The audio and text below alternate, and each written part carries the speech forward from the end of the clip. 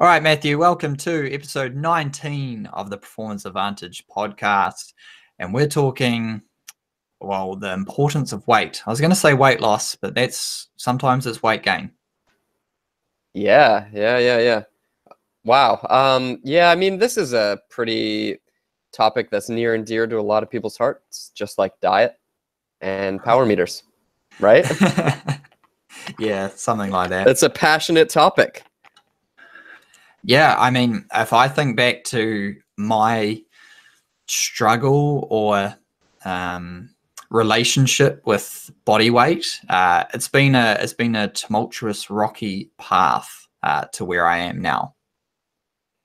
Yeah, when we talked about doing this topic of, weight in endurance sports, I was like, you know what? I didn't really have a problem with this. And then I just kind of remembered the short time in my life where all I was eating was rice and beans and,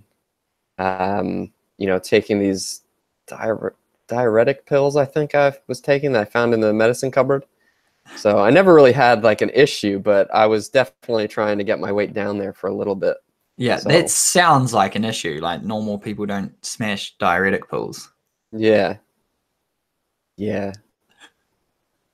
Oh Yeah, well, Matt. we'll dig into Yeah, it. we It's all will. right. We will. I'm Yeah. interested to hear that. You didn't Yeah. divulge it to me pre-show. No.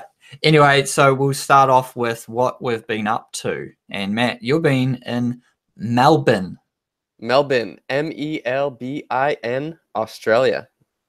Yeah, it was pretty cool. So there was two reasons for the trip. The first reason was to celebrate my girlfriend's completion of her PhD. And Woo. We haven't been away since, yes, congratulate, give her a clap, because we know that takes a long time. So she's done, so that's great. So we celebrated, because we haven't been away since about Christmas when we went to Thailand. So we went. Oh, that's a hard life. Yeah, 6 months without a travel. But yeah, it was really good. So we went there because we wanted to try all these awesome coffees because they have a great coffee culture over there, from what we heard, and it did not disappoint. The other reason that we traveled was because I was like 33 status points short on Air New Zealand to upgrade to the next tier status. Gold. Yes, yeah. So, when you get to gold status, like you get a lot of perks, like entry into the lounge, some upgrades, extra bags. So to go Self-esteem boost. Yeah. You get that tag on your bag and stuff like that. So it was a worthwhile investment to jump across the pond and have a little bit of a holiday and get to gold, which we did. Boys are on, so we got gold for the next year. So let's do it. Back at it, because from memory, you flew over to the States as gold, but then you didn't fly back as gold. Yeah, there was some weird things going on there for a while. It's always sad when you drop down a status tier. And that's where they get you, Yeah. No one likes going backwards. No. It's like fitness, Yeah. You can only go forwards. Yeah, once you're gold, you want to be gold forever. Gold elite. But yeah, it just can't happen, really. So that was a lot of flights in a year, and I'm glad that's over and we don't fly for a while now. A while? I thought you were going to Eurobike. Yeah, so 2 months in New Zealand, and then we'll be gone again. So that's pretty good. Yeah, cool. Yeah. How about you? Me? Yeah, just getting back into running. I was invited to do a talk to, I guess it's called Rotor X Connect. It's like a business networking event they have every month. I was invited to speak there last week. That was fun. I was able to, when you look back on your journey, you realize the things you've achieved. And that was sort of the theme of my speech, really. It was around what you perceive to be successful or what you're chasing to be success. And if you actually looked back, you're probably more successful than you realize. And it was a fun experience to go through my own journey for the last 10 years. Because when I left school, I was not an endurance athlete by any stretch of the imagination. Actually, funny story, Matt. I was trained. I could run. I did cross country, but that was sort of 6Ks max. And I thought I want to run every Monday. I'll go and run around Hagley Park. I was living in Christchurch from the halls. It was about 9Ks all up. I was using Map My Run to map it out. No GPS back then, and this girl, this tiny little girl from Whakatane, she said, "Oh yeah, I do that. I do that every other day. I go run down Hagley and I'll go around both of them." And in my head, I thought, there is no way. I struggled so hard to get that 9Ks in that there is no way this girl can run both Hagleys, which would have been about 13Ks every other day. I couldn't even comprehend someone being that fit. It was just so hard for me to run that far. So that gives you an indication of my level of endurance fitness, because I was a rugby player and a pisshead. So, and for our overseas listeners, that means I drank a lot of beers. Yeah. Most people won't know what that means, I guess, unless you're from Australasia or something like that. Yeah. So then just progressing on from that journey to where I am now has been an enjoyable one. Not always enjoyable, but it's good to look back on. Yeah, that's pretty cool. We were talking about how cool it is to be able to talk in front of groups, and it's like it sounded like you were pretty pumped to do that talk. I was, yeah. I've spoken in front. We've both lectured now, Matt, in front of larger classes, and that really helps with the comfort in front of people. But then talking on a subject and then talking about yourself as the subject are two completely different things. And I've done it a couple times now, enough that I am excited to try and help people kind of understand that their situation is as good as or as shitty as anyone else that they perceive to be better. Just because I can run marathons well and have an online business, it doesn't mean it's all I don't know, sunshine and rainbows. Yeah, but you need to keep the allure of this dream. So we don't talk about the negatives, especially on social media or the podcast. So, you gotta make people, you gotta give the perception that you're living the dream and everything's so easy for you. Well, that's why you follow some people, right? It's just like, damn, their life is so cool. Yeah. But you don't see the hard work that goes behind it. It's just like athletes. People look at a pro and they're like, yeah, I want that. I want their life. And then you dig a little deeper and you see the years and years and hours of hard work that go in the background and all the sacrifice. Okay. Yeah, maybe I don't want that. Yeah. And Seamus's podcast, which is our most popular one so far, that he really opened people's eyes to that, I believe. Yeah, that one's awesome. And he was so open about his struggles, like to become a pro mountain biker. That was amazing. Even as a pro mountain biker. Yeah, like he's still a pro, and he's talking about how hard it was to get to where he is. And it looks like he has everything sorted. And, in a way, he's got it pretty good, but in a way, he works really, really hard. Yeah. Then I went big run in the weekend, first big run. I think it was like my longest run this year, bar like one, because I was just teeing up for the marathon. So I went for 4 hours with a few mates along the Eastern Okataina Walkway, which is part of the Tarawera Ultra Marathon course. That was cool. You got pretty special friends when you can run with them for 4 hours. Yeah, and you don't hate each other? Yeah. That, and then went riding around the Whakarere forest in Rotorua with my mate, and he was on an e-bike. And how was that? Riding normally. I think you're a bit of an e-bike hater, because you always hate on my e-bike. I'm not. Go on, then. How was it? I think they're awesome. I think there's a topic for debate. They're hotly debated on social media. Man, the comments section blows up when you start throwing around the e-bike term. The only negative people are the people who haven't tried an e-bike, because once they try them, they're 100% sold on it. Yeah, I saw that comment about the new Nike Vaporfly running shoes as well. But anyway, it was great. Like my mate Sean had done an Ironman. He did Ironman Cairns a couple of weeks ago, so he was pretty smashed up. but he wanted to ride. He wanted to hit some of the like trails from up the top. But a shuttle is just so annoying. I'm not a shuttle fan. You know, $10 just to go up the hill. Like I'd rather just ride. So anyway, he booked out an e-bike and I just rode normally. And yeah, we had a great time. I'm in good shape at the moment, so I didn't mind riding around for a few hours with him. And yeah, it was cool. He actually dragged me along to a couple PRs on the ups. Oh, nice. So that was great. But I think, you know, if you're someone who enjoys riding around and you want to have a big day in the forest or anywhere that you ride, and it's not big mountains like in Whistler or Queenstown or something, you can actually ride around. Rotorua is a good example. Rather than getting shuttle tickets, I reckon getting e-bikes for you and your mates would be a pretty good idea. You know, pretty reason, like it would cost about the same for a few hours. Half day on an e-bike's probably around $100 or so.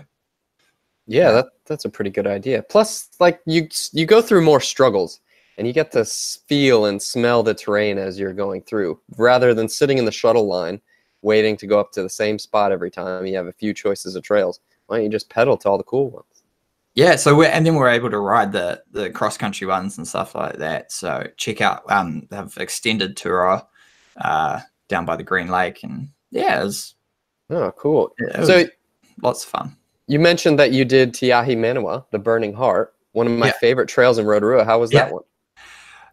It was cool. It was because it's over the dark side of the hill. The routes were pretty slippy. You know, that off-camber stuff. I was blowing out a little bit there, and I didn't hit that sketchy as like tree branch jump. Yeah. Gap. No, I clambered that one. I wasn't coming in hot enough. But otherwise, yeah, we had a great time hooning down there. And so I went. There's some secret trails for the locals up. And I went to take Sean on one of them, and they're all different grades, but I never really know where they are. So I ended up going down Crazy Horse, but I was supposed to go down one of the other horses or something. Oh. Crazy Horse. Have you been down Crazy Horse? I'm not sure. They're not marked, so I don't. No, it has a photo like further in. Anyway, so you got to know. You got to know. Yeah. And man, that thing is sketchy. It's just like a straight shoot. Just for like 30 meters with you're just dodging trees. I don't even think my wheels went around. The brake power meter would have just been on fire. I was just fully locked up, just straight down for about 30 meters. Yeah. Oh, that sounds pretty cool. Yeah, there's a lot of them like that. And for everyone who maybe hasn't been to Rotorua, Rotorua is pretty much world renowned for their trail system. And the good thing about it is it's just outside of town. So you can pretty much pedal from town, get to all these sick trails, ride all day and beyond. And the trails are really well marked. There's a map, and there's a number of grading systems. So, your grade 6 or grade 5 or whatever are going to be super hard, and then your grade 2, 3 are going to be nice and easy, and there's stuff in between there too. But it's really just a good place for everyone to ride. Yeah, and, as an example of the extensive trail network, they have this race called the Waka 100. Is 100 Ks of mountain bike riding, and they don't go on the same trail twice. Yeah. And they only go up to grade 4.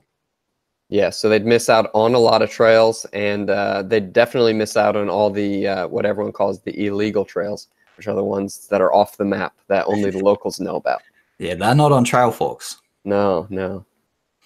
Yeah. Yeah, so that, and then Matthew, I went on Zwift. Cool. Yeah, I hadn't, so it's been actually, because it was a year, it's on the 4th of July, it's the year since we moved to Rotorua, and that was the last time I used my road bike. So it was pretty cool to get it out, biff it on the trainer, and get into a bit of Zwift Watopia. I forgot how cool it is. Like, you have the beats going, you feel like you're in a race, you feel hardcore. It's warm. Yeah. It was fun. Man, that thing's such an asset. That has revolutionized the trainer indoor training world. Yeah. We were talking about this the other day, and we were saying how cool actually it is to go on a trainer, especially a smart trainer. Because when I was, coming up through the ranks and, training a lot, I was on the trainer quite a bit, but not like a ton. And I didn't have a power meter or anything. There was no real way to control what was going on. I would just get real sweaty and stare at a wall for a while and maybe watch a movie.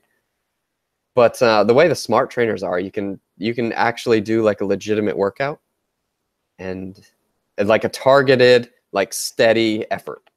And the smart trainer just changes the resistance for you. Yeah. And it's cool because all our workouts that we make for mountain bikers or cyclists, they can upload directly to your smart trainer. Yeah. Which is awesome. Yeah, it's all based off of like your personal thresholds and things. The one thing that this gets into a deeper topic, so I won't touch on it too much, but it uploads to Strava, right? And then there's a map and it shows Watopia. But it looks like I went riding. There's power numbers, there's heart rate, there's a map, there's duration, there's everything there, but it doesn't even exist. This blows my mind about like virtual reality. It's just crazy. Yeah. I didn't realize actually that Zwift did that. So when I worked with a few different clients building training plans for them, I would look back on all their other training. Like, man, this guy really gets around. Like riding in London this week and then riding in Spain the week after. I was like, this is crazy. Maybe I need that kind of job. But yeah, I didn't realize it was Zwift. Yeah. Yeah, that's the thing. Like it's just so phenomenal. Like you can pretend you're somewhere just from your own lounge. Yeah, and you don't have to put on 16 layers in the winter, which is what we're struggling with right now in New Zealand. Yeah, and componentry. Yeah. It's cool. Yeah. I just got like a new Garmin cycling kit. I could upgrade to a new Canyon bike. Anyway, that's enough about Zwift. I'm going to have to get like a Zwift affiliate thing or something. Yeah, get an affiliate link to put in the description. I don't think they do them. They're just too cool as it is. Yeah, so that's been me. I'm going to incorporate that a little bit just to try and up my mileage. The running intensity for me has been a bit of a killer over the recent couple years. Just whenever I start to integrate intensity in running, due to the impacts of it and the just sheer demand of trying to run really fast each week. I'm going to get, now that I'm doing back into the ultra marathons, I'm going to get my intensity through more of a on the bike. Yeah, that's a good way to do it. Yeah. Did I tell you, Will, that I went for a run this morning? You said last night that you were talking about it, but I did it. Wow. I did it. Yeah, it was good. Congrats. Yeah, so now that Strava? No, I don't have a smartwatch. Actually, you gave me a smartwatch a couple years ago, but now it doesn't hold a charge. I gave you, it's like a Nike GPS watch. Yeah. So they're a shoe-in apparel manufacturer. They're not a GPS watch maker. It doesn't work. Okay. So yeah, it's. I have another one. I have another really old Garmin. Okay. Yeah, we'll have to figure out a way to get that here. But yeah, it's nice to run because right now in New Zealand, like our local trails are just a bit, they're really slippery. So we have a lot of clay. And whenever the clay gets wet and you're riding on it, it's pretty much like riding on soap. And it does rain a lot here. So if I want to go ride, it needs to have been sunny for a couple of days. Otherwise, I get out there and it's just such slow going. And, the trails are built for speed. There's lots of berms and stuff. And going slow on a slippery berm is just it doesn't really excite me. So I need to run to, keep my fitness up because I've been road cycling a lot. But I like to change it up. So we're going to integrate a little bit more running. And I do enjoy it. It's funny. So I'm going to integrate more riding and you're going to integrate more running. Yeah. We'll have to coach each other. We've been talking about that for a while. So yeah. That's pretty much everything. I've got another race this weekend, actually. Again? Yeah. I'm going to do a half marathon in Taupo. So Emma, my wife, really wanted to do it. I was like, oh, well, I'm a horrible spectator, so I'll just do it. Yeah, cool. Well, that should be fun. You'll have to keep us updated. Yeah, I will. What about you? Anything else going on this weekend before we get into the topic of weight? Yeah, I've been really eyeing up this big hike. Oh yeah. It's about 8 hours round trip to this hut. Normally, people hike up to the hut, stay in the hut, and come back the next day. And I thought about doing that, but it's a bit cold to camp, and I don't want to carry my sleeping bag. So I figure, we'll just do the whole round trip. It didn't quite make it last time because I figured I didn't want to get stuck in the dark. So we're going to go back and try again. Oh yeah. Where's that? I forget what it's even called, but it's cool. Just outside Otaki. Ah yeah. In those Ah ranges. yeah. I've run up there. It's steep, super steep. Yep, it's cool. Yeah. Okay, Matthew. Weight. Why weight? What is the importance of weight or body mass in endurance sport? Yeah. To go fast in any kind of sport, the lighter you are, the faster you can move, really. And it just has to do with how forces work. I don't know if that's like a very good statement. If you think about track sprinters, both cycling and running. Yeah, it's true. True. I mean, okay, so track sprinters are a little bit different because they're on, flat ground. So in what we mostly deal with is runners and cyclists, mountain bikers, and things like that. And a lot of times what we're doing is we're fighting against gravity. Yeah. Anytime you're fighting against gravity, a lighter weight is going to be easier to move. And it's just the way forces work. So force is mass times acceleration. Acceleration is a constant 9.82 meters per second. That's gravity. Yep, that's gravity. And mass is the thing that you can potentially control. So if you think about climbing up a mountain and you have a big backpack full of eggs. Oh, okay. I don't know why you'd have a backpack full of eggs, but if you're carrying a backpack full of 100 eggs of a very steep hill, it's always going to be easier to carry a backpack full of 10 eggs because it weighs less. Yes. So that is why weight is important. So a lot of times what you'll hear, especially in cycling, is power to weight ratio. So this is what they talk about in Tour de France. Tour de France is starting soon. You'll hear it a million times during the tour. And they're going to talk about these climbers' power to weight ratio.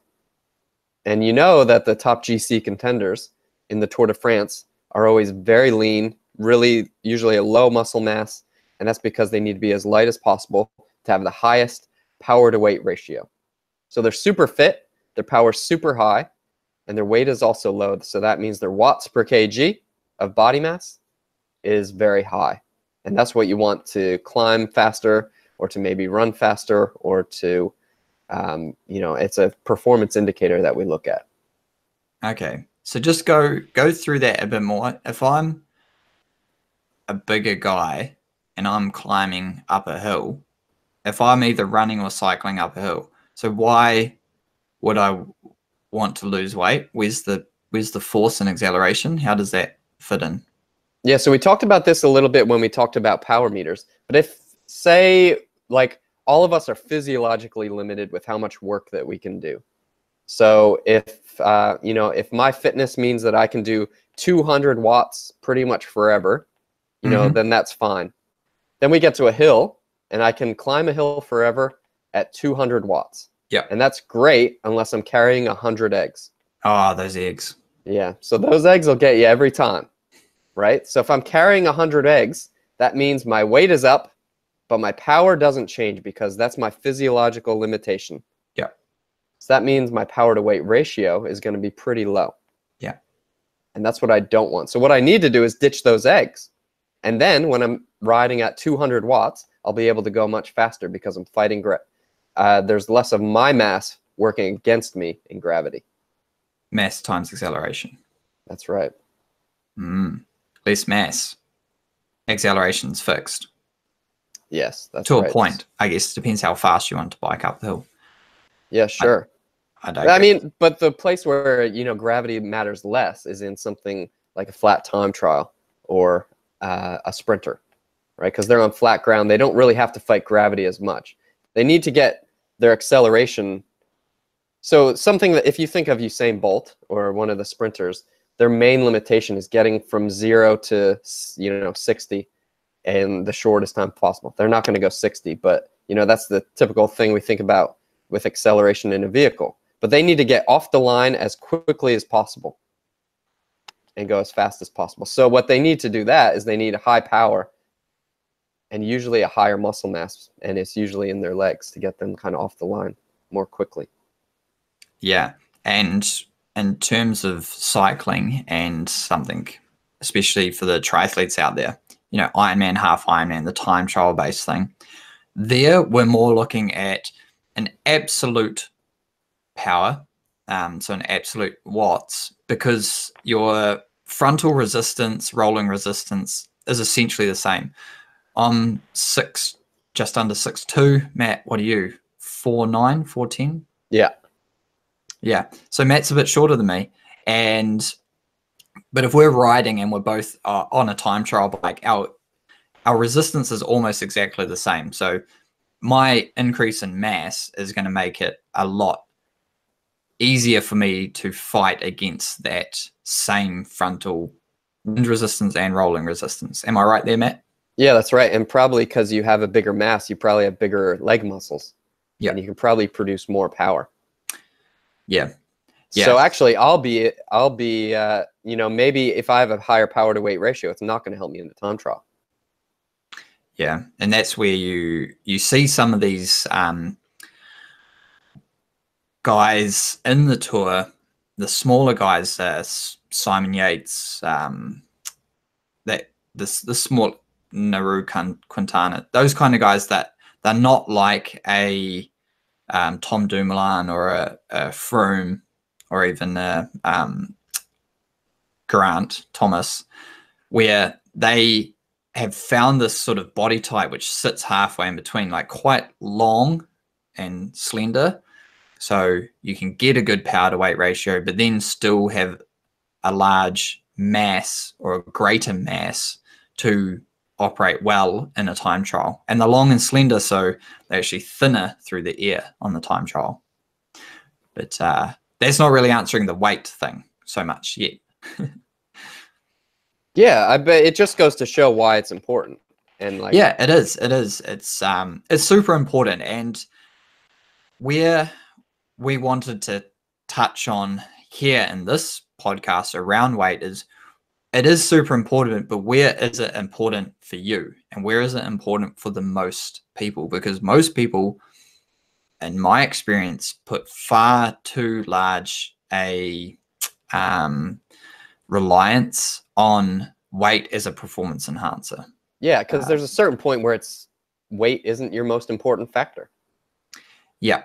And if I was thinking, when I have this weight discussion or someone brings it up with me, I generally have a couple points to raise, and that is where they are in terms of their fitness levels and where they are in terms of their own body weight or body mass.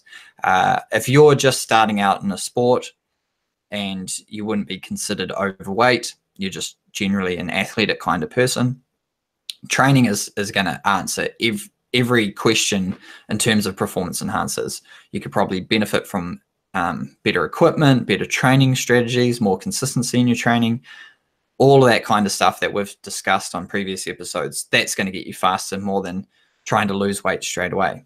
But then if you're coming into a sport, especially something like running, and you're would be considered overweight and you have a lot of excess body fat, now you're going to want to lose that body fat, not just for a performance enhancer, but also in terms of running, a reduced injury risk, because you are then reducing the loading you're putting on your joints.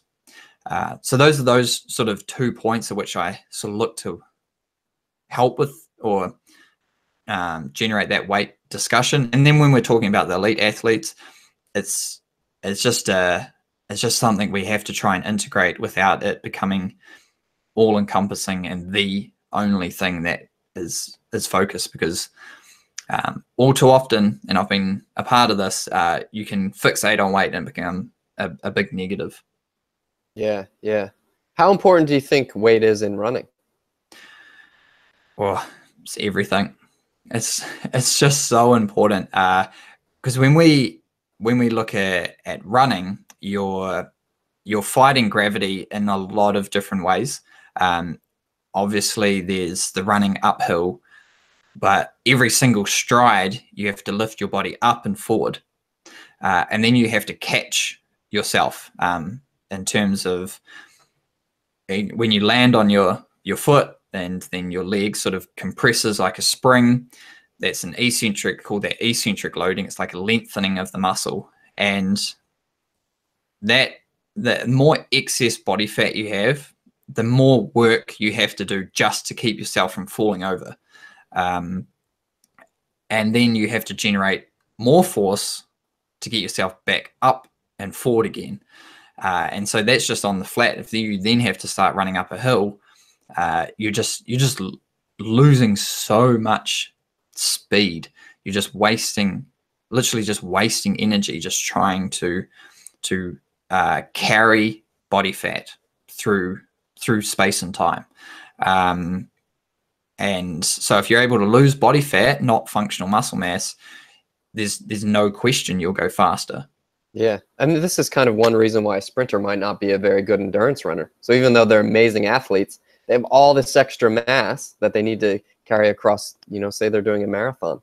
A sprinter might not be able to run a marathon super well, even though they're super fit. And it's important to understand, like, functional muscle mass. Biceps on a marathon runner are pointless. Up to a very slight degree. You got to, unless you're going to the beach, lift your drink bottle. So that's just, it's not a functional muscle mass. So that's where you see these East Africans and any super top end runner almost paper thin, because they're just trying to get rid of anything that's not helpful. Yeah, I think, don't runners do something crazy? Like, I think you were telling me a long time ago about functional dehydration for certain kinds of running, where you kind of dehydrate a little bit so you're not carrying around the extra water weight. Yeah, trying to incorporate your level of hydration and dehydration throughout the race. I'm not sure if they're still doing that. I just read a couple papers on them trying to do it. So you could try and figure out, rather than just drinking as much as possible, having a bunch of electrolytes in the days leading up to the event, trying to store fluid as such, and starting potentially 2 kgs heavier, which is just fluid, like it's non-functional. So that is going to slow you down. Trying to start at the point, like, where is that point on the bell curve at which you can be hydrated, but not overhydrated or underhydrated? And then how much water weight can you afford to lose over the course of the marathon? So they have tried to do that. That's how important it is to those top guys. It speaks to the importance of it, which is crazy, especially in running. And because in running, it's every single step that weight is becoming a factor, because your muscles need to fight every single step.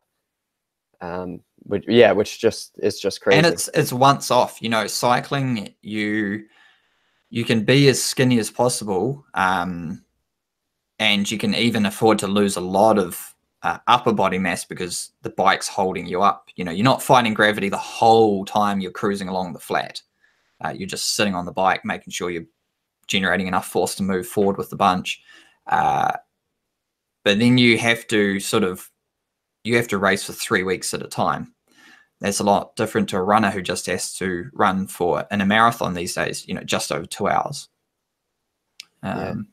So then Matt, how do you broach the weight subject with your athletes?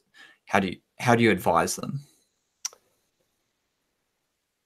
Yeah, I mean, it's tricky because you get riders at different levels trying to think about the importance of weight, especially in cycling. And one of the things that I find difficult to deal with is riders trying to buy their way to a lighter bike and spending lots and lots of money to save 1,000 grams when, actually they could just focus on training more consistently and potentially just lose a bunch of fat. Yeah. So what we try and do is we try to make sure that they're eating good food. And then if they're eating whole food and training consistently, these like weight loss just happens organically. And that's been my experience. And trying to focus on weight loss can actually you start to miss the point, especially if you're an amateur trying to have fun. You know, if you're focusing on, you know, just eating salads for lunch every day, and maybe you sacrifice a few training sessions because you don't recover properly, but then on the weekends you're smashing like 16 beers and a bunch of wings and 2 pizzas. Sounds good. Yeah, this does sound delicious. But, you know, that's a surefire way to kind of lose track of what's like the importance of what's going on. I think one of the things that we should talk about, though, is why we might have fat and why we might store fat. And then we can talk about like the importance of, you know, and the ways to get rid of it. Yeah. So when we look at body fat, it's a function of storing energy. It's a way that the body is able to preserve energy for at times when it needs it. Like we are very pragmatic, like functional beings. So if we eat something, we're not just going to waste that energy, because in evolutionary terms or times, we didn't just have McDonald's drive-thrus and 2 for $5 Cadbury blocks of chocolate to endlessly supply ourselves with energy. So we had to be able to store it at some point. So what happens is you'll eat a meal, and a long part of that meal will get used to generate enough energy for you to function. And then the excess energy will get stored depending on the composition of your meal. Some will get stored in the muscle, and some will get stored on your body fat, which is called adipose tissue. So it's essentially got these 2 places to store energy, potential energy, as fat or glycogen. So we've got the muscles, and then we've got adipose tissue. That's pretty much it. You know, we can only have like a gram or 4 or 5 of floating around the bloodstream at any point in time, like negligible amounts. We can't store anything in the brain. The liver can have a little bit, but pretty much it's just the muscles or adipose tissue. But the problem is that our muscles only store so much. Isn't that right? Yeah. Oh, and that's the thing as well. Like in terms of glycogen or carbohydrate, we can only store the number that gets thrown around is 500 grams, right? 300 to 500 grams. So obviously, if you're a 50 kg female, you're not going to store 500 grams, and if you're a 150 kg weightlifter, you're going to store a bit more. But that 300 to 500 grams of carbohydrate. And so then if you're exercising regularly, you have a consistent turnover in terms of your muscles are utilizing the energy that's stored within the muscle, because that's the most readily available source of energy to propel you through whatever activity you're doing. You're like, that's cool. And so then when you eat your meal, the muscles will take a majority of that energy, and then there's going to be less stored as adipose tissue or body fat. Then we have some sort of important hormones, which I'll just touch on, which are glucagon and insulin. Probably heard about insulin. Now, these are important because they are the storage release kind of energy hormones. If we eat a bunch of sugar, so a bag of lollies, natural confectionery party mix, candy, aka candy, yeah. Then that energy that sugar is so readily available from the gut into the bloodstream, and high levels of glucose are toxic. The body immediately releases insulin hormone to say, okay, like, get this out of the bloodstream. And that's storage as adipose, as fat, or increased use at the working muscle. And if you're not working the muscle, then increased storage as glycogen, or predominantly just store it as fat, right? And also stop releasing fat from the adipose tissue because we have this excess energy as sugar that needs to be used in preference to body fat. Yeah, this is super important, actually, the whole insulin thing, because, and you said it, is that high levels of glucose in your blood are toxic, and that's what's going to cause damage. And this is why heart disease develops and people get diabetes. This one main hormone controls a lot of things that are really important to our health, and the main issue is that we need to get our blood sugar at a tolerable level that's usable as quickly as possible. Yeah, and the glucagon is essentially the opposite of insulin. If you get to the point where your blood sugar is dropping because you haven't eaten anything for a really long time, glucagon will increase, which increases your release of fat from adipose tissue, conversion of ketones from the liver. So that's conversion of fats into a usable source of energy for the brain, because the brain can't use fat. But then going back to the main point is that, yeah, when we eat food, depending on what it is, it's going to be stored as adipose or not. Now, for a really fit individual, someone who's training at least an hour a day, insulin's not really going to be an issue, because even if you eat a bag of candy or lollies and you have that really high bolus of glucose injected into the bloodstream, your muscles are so adept at pulling glucose out of the bloodstream, the need for insulin is so small. It's consider it something like someone who drinks coffee. If you've never drunk coffee before and you have one, you'll probably ping for hours. Then if you drink coffee every single morning for the next year, you probably need another one. Now you're on 2, 3, 4, because you become resistant to the effects of caffeine. Same thing with someone who doesn't exercise and eats a lot of sugar. The requirement of insulin becomes higher and higher, to the point where it's just sitting there in the bloodstream. When you exercise, the opposite is true, because your muscles require glucose so often that they become so adept at dragging it out of the blood, and you don't really need the effects of insulin. So what that does is it means there's less insulin floating around your system, which is not stopping the release of fat from adipose tissue. So low insulin means fat is now being transported from your adipose tissue, your stored body fat, and being used whenever you need it, readily available. And that's the part that is really important to exercise in terms of weight loss. That makes sense, Matt? Yep, sure does. So what you're really saying is someone who exercises a lot is just really good at using fuel, and they need to store less fuel. And because they're storing less fuel, they're storing less fat. Yes. Yep. That's exactly it, because they have a greater access to their stored body fat. So when we look at those people who are you'd consider them naturally skinny, like, oh my God, you can eat whatever you want. Oh, you're so lucky.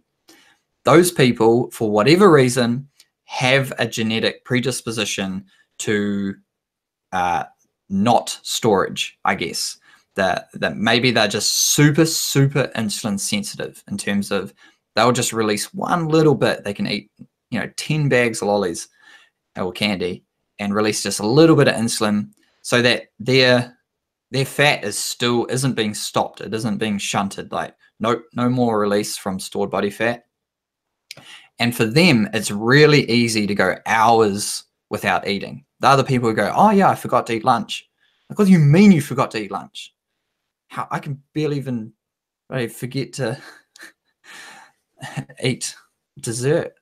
But that's those people. And then you have people on the other side of the spectrum who really, if they're just having that, if they're not monitoring their diet and they're not cutting out the junk food, it's like, boom, it's straight stored. It's stored straight away.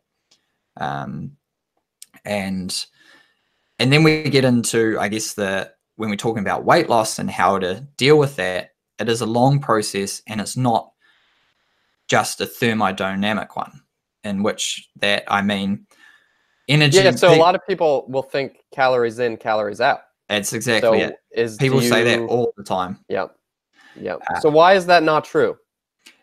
so the thermodynamics is essentially, yeah, that energy in, energy out. But as I've just described, there's a lot going on in terms of energy storage and the whole biological system, which is very complex. So if you just put energy in and expect energy to come out, so I'm going to eat just a bag of sugar. That's it. I just want to make sure I can eat 500 calories from a bag of sugar and then exercise so that I'll burn 500 calories. Or I can eat 500 calories of fat, like butter, and exercise. Like it's just going to be completely different as to how I'm using that fuel, whether that whatever is reading or telling me that 500 calories was burnt during that exercise, and what I'm storing, in So terms of you're weight saying loss. so it's kind of the composition of what we're eating is Yeah, important. so in the sugar example, what would happen is you would still store some of that as body fat because there's just too much there to utilize straight away. You'd increase the turnover of glycogen and glucose in your muscles, and that's predominantly how you'd fuel that exercise bout. Then with the fat, it would take a lot longer to digest. A lot would be still stored as adipose tissue, but it may be stored other Somewhere places. else.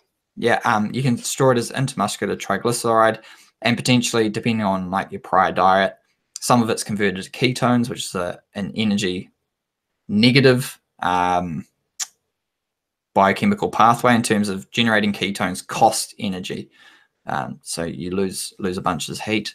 And then, you're probably, after eating a bag of sugar, you're probably going to be a bit still hungry. Whereas after eating 500 calories worth of butter, you're like not. So, there's a lot that goes into it. So just thinking, oh yeah, all I'm going to do is my average output's 2,500. I'm going to eat 2,000 and everything is going to be completely fine. I can still eat a block of chocolate, and then I'll just make sure I don't eat anything else for the rest of the day. There's so much more going on there that you shouldn't look at it like that. So I shouldn't just be like, well, I can look at my power meter and I can look at how much energy I use during that ride. I can kind of add it to what I would normally burn during the day, just based on normal recommendations. And I can be like, I need to eat this many calories. So I'm not going to say you can't do that, because you can. I mean, at some point in time, if you eat 1,000 calories less every single day, it doesn't really matter what you're eating. You're at such a deficit that your body needs to find that extra energy somewhere. You won't feel great because you're a semi-starvation state. But the first instance is always, what are you eating? Like what are you eating? If your diet is atrocious, it's just McDonald's and fast food and junk from the junk food aisle. Like, it's nothing good. Let's just consider it like the worst diet. Cheesecake for breakfast, that kind of stuff. And you go, Yes. oh, I'm just going to look at calories in, calories out. Oh man, the amount of hormonal dysregulation that's going on in your body. There'll be a slowing down in your metabolism. There'll be so many things that are just working against you in terms of weight loss that you would really struggle. Yeah. So what do you normally say if someone comes to you and they're like, oh, Will, I know you're like an expert at low carb diets and running and all this stuff. What's your top recommendation for me? Because I need to lose an extra 5 kgs. Well, there's two sort of on par. I know you asked for one, Matthew, but I'm going to give you two. So That's right. Give me 10. It's sugar and what are you eating? A lot of the times people aren't really aware of what they eat across like a week or 10 days. Like what is it that, are you putting on weight? Because that's different than needing to lose a little bit of weight. If you're putting on weight, then you really need to look at what am I eating. Now, if you need to lose weight, what can you cut out? Is there anything just immediately you can just cut out? Are you having a chocolate bar every day? It's like, that's non-functional. Just cut it out. Just cut it out. Yeah. But then it's a really good place to start, because until you you write can, down everything that you're eating. Yeah, so that's you don't the know. MyFitnessPal. We've talked about that in the low carb episode. Yeah. And, I think, even if I wrote down what I was eating, I might be surprised. Yeah, and that's the first place. And you go, so there's that and sugar. So now you look at what am I eating, and where is the excess sugar? Where's the excess calories coming from? Something like tomato sauce, it's just there's no need for it at all. Then if you are someone who is thinking they need to lose weight, or you have excess body fat, you're potentially someone who is less sensitive to insulin, so that excess sugar is going to cause an excess in storage and reduction in fat oxidation or fat release from your adipose tissue. So you're someone who really has to watch their sugar intake, and sugars in like everything now. So just looking at all of that kind of stuff, that's pretty kind of the easiest way. Muesli bars, different cereals, different sauces and condiments, like all of that, that's like, just take that out and try to eat as natural as possible before you start going, oh, I want to go low carb or vegan or something else. I don't know. There's probably something else that's more popular now. We're just not up to date. Fasting. Intermittent fasting. Okay. Yeah. I have heard of that. Or I've heard it like, in the popular terms. Yeah, and we did the episode, the fasted training one. And I talked around the biochemistry of it, and like it works. It's 100%. Like I'd really recommend it to someone who wasn't exercising. The fact is, we have to recover from continuous bouts of exercise. So then starving ourselves for a day, like that's when you say it like that, like, oh yeah, I'm going to go for a run, try and do my best at this upcoming marathon, but twice a week I'm just going to not eat. So you're saying that's a good thing? No, I'm not. I'm not. One of the things that I think athletes get pretty bad at is treats. So a lot of athletes will think, oh, I just finished my exercise. Either the first big mistake is going to be like, I need a Gatorade, or, I need a Gatorade during my exercise, which is the first big mistake. Yeah. Well, we talked Powerade's just a poor person's Gatorade, depending on where you are in the world.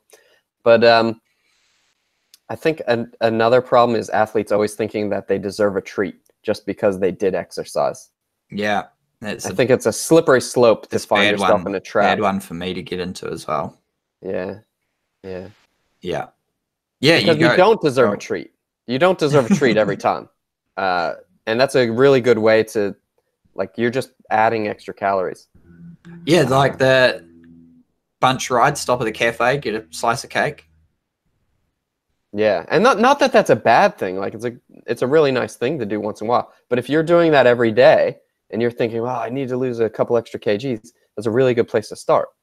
Is to just cut out a few hundred calories in your daily treat, and then save your treat for a time when you really deserve it, like after an event, or after a super key training session, or a birthday party or something like that. But if you're having a treat every day, that's a good way to find yourself in a bit of trouble, a few kgs heavier. Yeah, that's a really good one. You can have these hard sessions and then go, oh, I need this, and oh yeah, now I can eat this. And we expend so much energy. Generally, we are relatively large eaters, and we're not sort of one to have one row of chocolate or 3 pieces of candy or lollies. It's like, I just did 2 hours of exercise. I'm going all in on something. Yeah.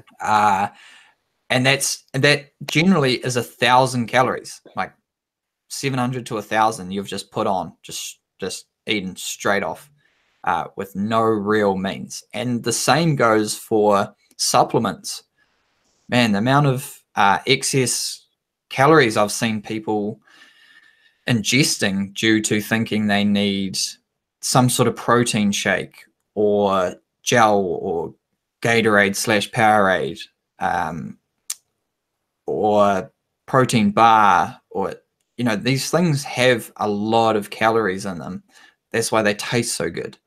And generally they're made for someone who is exercising upwards of 3 hours a day. If you're someone who's training for whatever endurance event, an hour or so a day, you can comfortably get your requirements, nutritional, micro and macronutrient requirements, from real food. You don't need to top that up. Some people may, those really, really skinny people who struggle to maintain weight, potentially. But for the most part, from what I've seen, there's just no need to add more amino acids and proteins and carbohydrates and chocolate milk. Yeah, it's definitely tricky when it comes to supplements. And normally I don't recommend any. If an athlete asks me, what might be a good one, we talk about, well, first off, do you really need it? And then second off, okay, what's probably the best one that you should have? But in terms of weight loss, how much weight do you think a person would need to lose to make a difference in their performance? Oh man, how long's a piece of string? 6 inches. Yeah, okay. Thanks. Well, so what I wanted, I'll just tell you my story for the Rotorua Marathon. And it's like, okay, I've gotten down to 75 kgs, sort of comfortably. So my weight range, training range, is 75 to 77. That's the other thing. You're always going to have a range. So make sure you measure consistently across like 2 weeks or something to figure out your range. So because a lot of it's your hydration level. Yeah, big time. So that's my range. So if I'm anywhere within that, like I'm happy. Once I start getting up towards 78, 79, and I'm not on a break, things aren't working well. Something's not functioning there. So I thought, if I can race the marathon at 74 or below, so I want to lose a kg, then that would really, really help. And I want to do that of body fat. And I'm a pretty lean guy as it is. So I just drew that arbitrary measure, 1 kg. What ended up happening was, I was able to get down to 74 and even a little bit below at points. And so that my weight range changed from 74 to 76. I thought, this is really good. And I was doing things correctly. I was trying to make sure I was eating breakfast. That was a big one. Otherwise I got too hungry and made bad choices in the afternoon. Cut out the crap. I know low carb works for me, so I was reducing my carbohydrate intake. And then coming into the race, my weight just went up. I was like, okay, I need to be more diligent about my treats and my timing of my eating, and maybe I'd, integrating more fasted training in the morning. Nothing helped. So for me, at this stage, as hard as I've tried and haven't tried, my weight, it just is around 75. It floats around there, without severely starving myself while in a high volume of training. I don't think I can really get below that. So I've sort of accepted that's where it's at. But then, for someone else, where is that number? I don't know. It's a hard one to answer. Yeah, sure. Generally, the mirror will tell you. So look in the mirror, and it says, "Mirror, mirror on the wall, how many kg should I lose?" Yeah. It might not actually answer that, but you should be able to look in the mirror. And for me, I can, in high training, I can see pretty much all of my bones. So it's generally a good indication that there's not a lot there that I have left to lose. So at that point, you draw the line and be like, well, it is what it is, and we're going to race like this. Yeah, it is. Like, obviously, like any person, you see imperfections in yourselves. I'm like, my damn triceps, because that's one of the areas they do skin folds, which I think is an atrocious measure of body fat percentage. Behind your triceps, like the back of your arm, like it's just feel like there's a kg just there. I mean, no one's going to notice it, obviously, but yeah, Do you that's like scope your triceps in the mirror, but instead of looking for a toned muscle, you're looking for like imperfections. That's how as it rolls. small of a muscle as you can find with zero fat? Is that what you're looking for? What? Is that what runners are Yeah, looking yeah, for? that's it. Like, okay, today we're looking good, no muscle and no fat. Perfect. Oh man, I'm losing definition in my bone. Might have to Uh, do another press up this week. but yeah, I mean, can 1 kg make a difference? Yeah, it can make a huge difference. I haven't read the paper for a while. I remember because someone kept harping on to me about weight, and I think you'll remember who that would be within our department, um, relating to runners. And I thought, how important is it around these wildly outrageous percentages? Like 1 kg is worth 1 minute over 10 Ks. I was like, that is just nuts, because I have a lot to lose. If I start increasing my mileage up around 200 Ks per week, I will lose a lot of upper body mass, which means I'll be able to run ridiculously fast. So I looked, but it's huge percentages. It's not a minute. Maybe it's a minute if you run 40 minutes for 10K. But once you start getting faster, it's less. But it can be 10%, 5 to 10% faster. Just because, yeah, the amount, every single step you take has a direct correlation to the amount you weigh. So the amount of energy that is required for each step to move forward is related to body mass. It's not like each pedal stroke in a bike, because of drafting, because of being on the flat, because I'm held up by the bike, because of downhills. Like, you can't run downhills and disregard your weight like you can in a bike. It's literally like, if you can just lose a little bit, you'll save that energy. That energy will now be directly correlated to you moving through space and time faster. Yeah, because you're not just moving forward, you're moving up as well with Yeah. every step in running. Yeah. And so you still have to, and then again, like running downhill, sure, you're net down, like you're decreasing elevation, but you still have to then stop yourself from collapsing. Crumbling. Yeah. You don't want to, if you turn into a pool of jelly with every step, you wouldn't be going very fast. Yeah, so now need to you're, push yourself back mass up. times acceleration, force. So your accelerations are slightly higher because you're going faster and you're traveling downhill with, you still have the effects of gravity. You still have that mass, if you've ever been tramping and you've had to go up and down and you got a big backpack on, or you've been hunting, put the pig or whatever on your back, it blows the quads big time. Yeah, that's right. So yeah, what about mountain biking, Matt? Because there's so much that goes on there. Like, you got to maneuver your bike around. They're not always super big climbs. Yeah, mountain bike, like anything where you're using heavy equipment, gets to be a bit of an issue, especially if you look at your own body size. And that was always one of my issues, because I was one of the smaller racers. I was, maybe 56, 57 kgs, but my bike weighed the same as everyone else's. So even if I could match the very best rider with watts per kg, which I couldn't, I still was suffering because my bike weighed the same amount, even if I had the very best bike. Yeah. So I would always be at a disadvantage going up a hill. And mountain biking can be a little bit different because it might depend on how long a hill is. So on a really, really long hill, power to weight is super, super important. But on a shorter hill, it gets to be, being able to do an anaerobic effort and recover very, very quickly. So, it gets to be more about the fitness rather than just the pure numbers. But then you still have the equipment issue. So what I was trying to do is I was trying to get as light of equipment as I possibly could. So wheels is a really good place to start. So I would get the lightest wheels, and they would last about one ride before I broke them.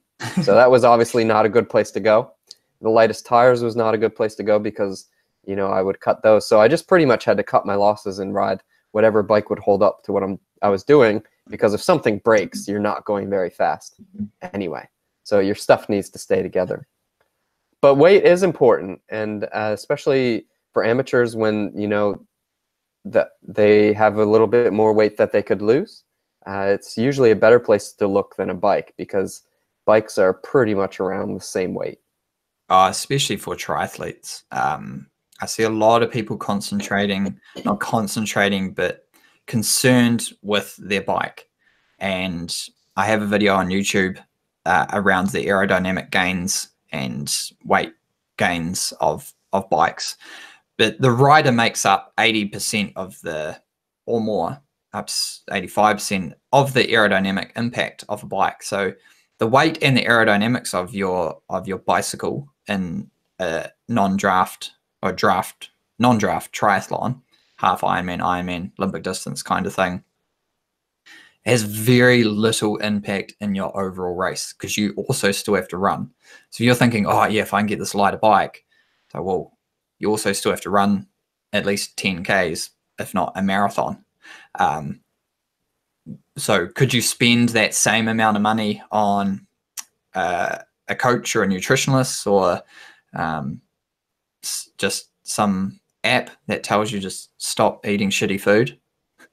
Yeah, yeah, exactly. I recently wrote an article about this. Because I got really annoyed because everyone at all these races that I was going around to in Canada and the U.S. and New Zealand, everyone has the flashiest bikes, but there were so few power meters out there that I just couldn't believe that someone would spend an extra $2,000 on a golden drivetrain and not go for a lower end drivetrain and buy a power meter so they knew what they were doing, because everyone's so focused on losing this weight on their equipment because it's something that you can do really easily just by spending a lot of money, when really we should be looking at other areas to lose weight that might be more efficient at losing weight. So get a second tier drivetrain and a power meter and a coach, and you'll just be going faster. Yeah, well, the disinformation gets me. Matt shared something with me that a World Cup level mountain bike coach put out on social media, and it was just wrong. Like Matt and I before the show tried to discuss how it could have been misinterpreted or how this not fact. It was something like what it said, like if you lose weight, if you lose body fat, you can dissipate lactate better. Yeah, buffer lactate better or something. I just couldn't believe it. I didn't even know how. I don't know how losing weight relates to lactate production in any function besides potentially muscle. If you lost muscle, you obviously can't generate lactate from muscle because it's no longer there. But it stays in body fat. But yeah, whatever it is, there is a lot of there is a lot of misinformation that you can find out there, which is a bit of a bummer. Yeah, and I've been involved in the high performance sports sector of New Zealand, and that comes from the top. Hey, could this athlete lose more weight? And you're like, you can find examples of non-super skinny, lean athletes at the very top of the sport, but we don't look at those. We don't use those as our example. And having Matt, we were in the lab. We lived in the lab doing VO2 max testing, metabolic efficiency testing. You can see people aren't operating near their maximals, like regardless of their body weight. There's just so much to gain through training more efficiently, better, recovering better, sleeping more, eating better, just timing of things. There's such a huge scope that it's just like, lose weight. It becomes like a default. Yeah, yeah. One of the experiments that we did was we did an experiment on me, and we looked at bike packing. And what I did is I went and I rode to a conference that we were going to in Europe over 10 days, and I did quite a lot of distance over those 10 days. And we tested my VO2 max before and after. And yes, I got fitter once we retested my VO2 max, but a lot of it was because my weight had gone down. So I got a little bit more efficient, but also my weight had gone down. So there was that measure where we were like, okay, we need to look at what's the most important thing here. Did you just lose weight or did you actually get fitter? And it turns out like the most important thing was that, yeah, I had gotten fitter, but also there was this benefit of losing weight from all this training. Yeah, and neither of those were the key goal of that as well. It was just you biking, discovering yourself from Germany to Austria. Yeah, yeah. It Along was the Danube. yeah, it was the Netherlands to Austria, but who's counting? Okay. Yeah, yeah. Sorry about it. Yeah. Yeah. So, okay, what's your top 3 tips then to finish it off? Oh, top 3. Okay, so the first one is have a look at what you're eating. Just start a diary, MyFitnessPal. I'll link to it in the description. Start recording what you're eating and see if there's any junk. And junk is one man's pond is another man's lake or whatever. It's all relative, but have a look if there's something you're eating and you're like, there's no need for this. Large flat whites, that's the one. A lot of milk. Anyway, have a look at what you're eating. Then have a look at what has high sugar contents, because you just don't need sugar. Like it's not helping you. And then the other one would be what is your end goal? Like if your end goal is to lose a kg, how's that going to help? And is that going to be the end point? Because to lose a kg, you could just stop eating for a week. You need to have an idea of what you're trying to lose weight for, and how you're going to go about it. Because without any of those, without knowing what you're eating or knowing why you need to lose weight and where you're going to lose it, you're just going to go back to the same thing. You need to. It's a lifestyle thing. So it's just that lifestyle adjustment. Could you just increase training? Anyway, those will be my 3, Matt. Yep. Cool. My 3 are consistency, consistency, and consistency. So that's consistency in your training, consistency in your eating, and just consistency in your routine.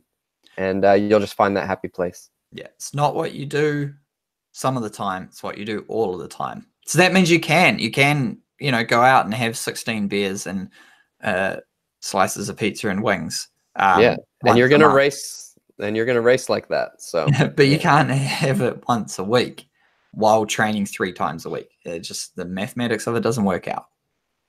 That would be the excess. Awesome.